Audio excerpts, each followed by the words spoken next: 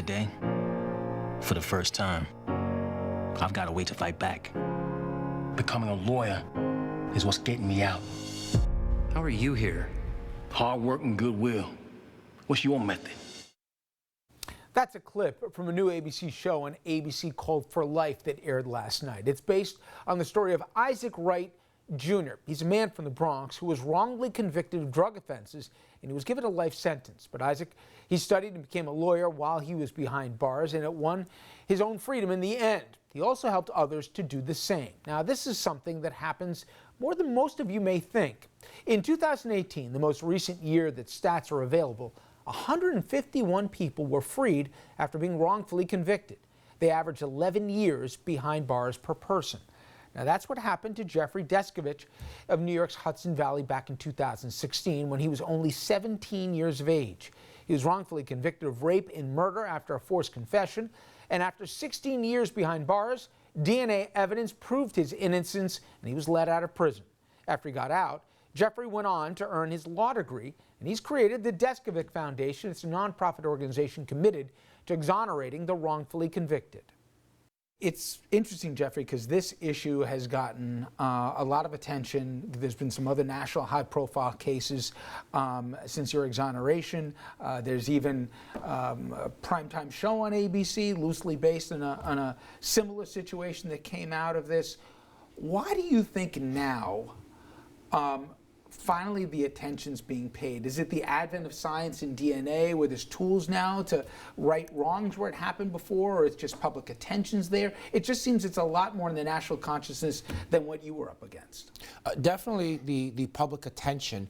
DNA, of course, is what set the stage for that. It opened that window into the justice system. But I think that through that, what's happened is that there's been kind of an explosion of people doing this type of work. There's innocence entities, and there's lots of private attorneys that are in on the act now. And it seems like someone's being exonerated once every 3 or 4 days somewhere in this country. And so with that, and with lots of media products, whether it's podcasts, television shows, The Life, like you just referred to on ABC, all of that all together, and probably half a dozen more variables are why it's in the public consciousness so much.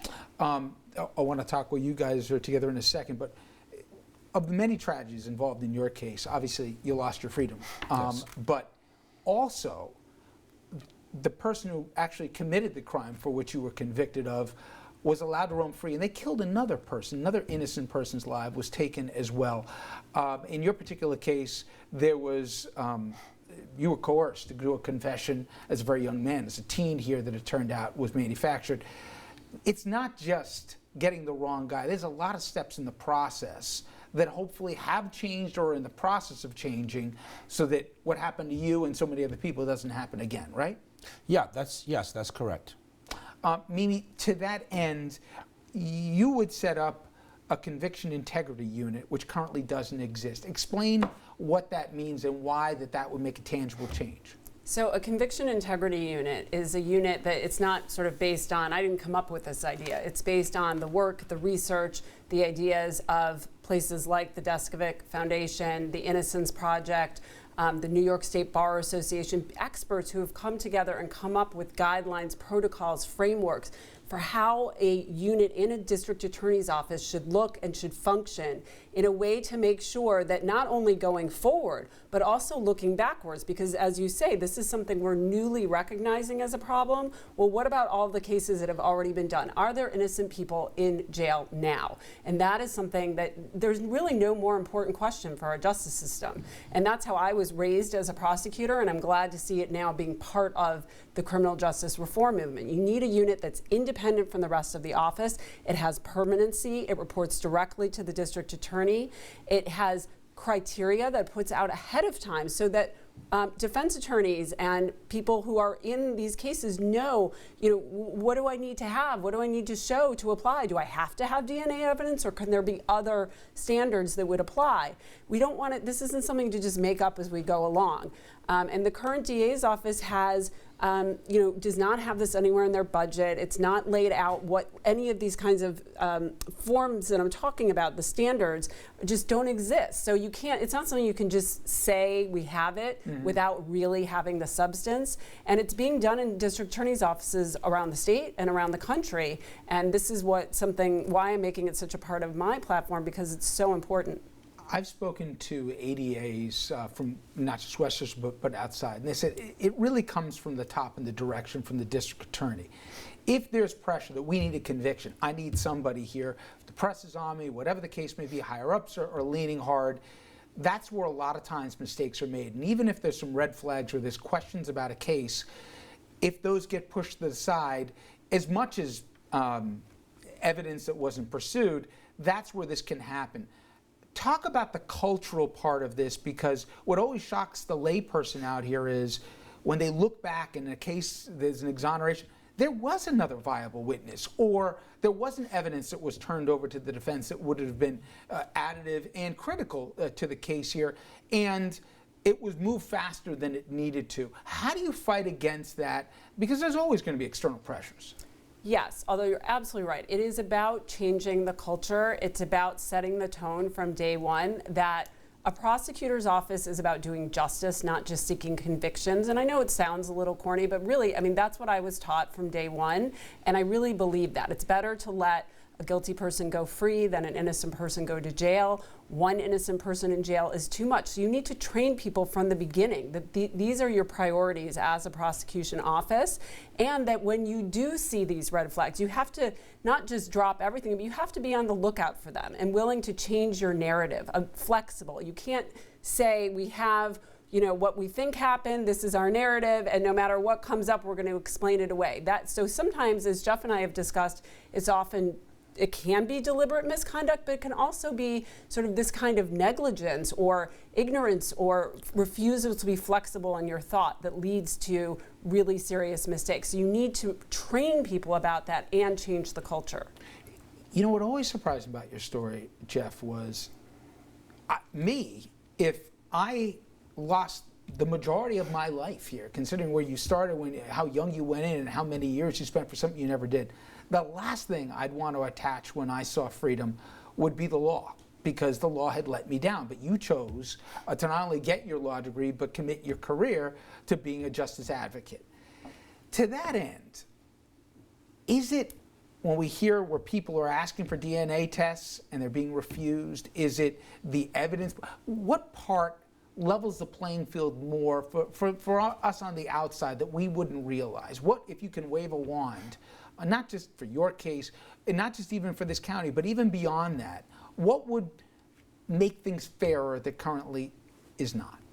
Acknowledgement on the part of the district attorney's office is that wrongful convictions can and do happen. And so that means not having the tunnel vision that Mimi just referenced. That means being willing to take a step back approach and analyze a case on the front end, but not just taking a file that the police bring you and then prosecuting. It means also having conviction review unit. It means studying wrongful conviction cases once an exoneration happens, not just in this county, but anywhere in the country, looking at that, extracting what red flags, what lessons can be applied.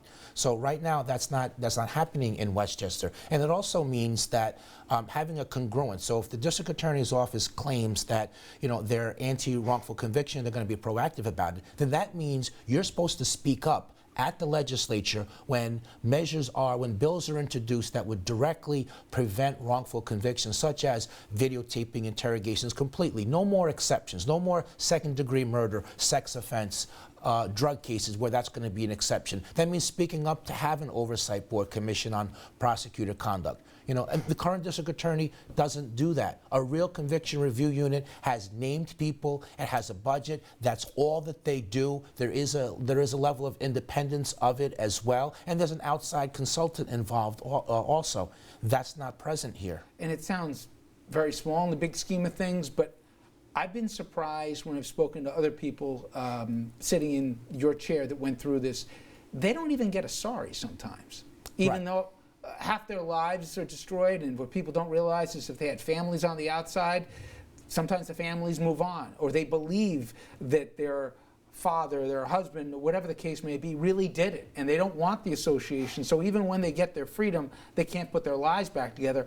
I assumed the sorry was part of the equation, but that's not always the case. It often isn't the case. Like, I never got an apology from any of the people that were involved. A lot of people that are exonerated, they kind of get a kick in the pants on the way out the door, because the prosecutor will say something like, well, we can't retry this case now, but we don't consider, him or her to be innocent. So they keep that stain, that stigma, around.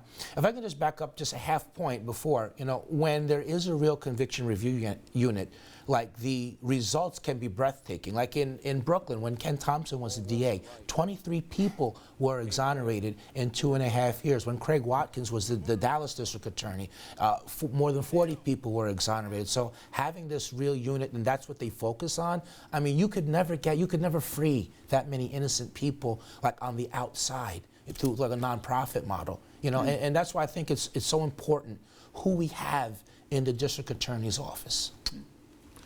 Sounds like a good endorsement. Well, Jeffrey, continued good luck, and Mimi, good luck here in the upcoming campaign. And again, it's called the Conviction Integrity Unit. Obviously, the county doesn't have one now, but they would if there is a new DA. We're going to take a quick commercial break. We'll be right back.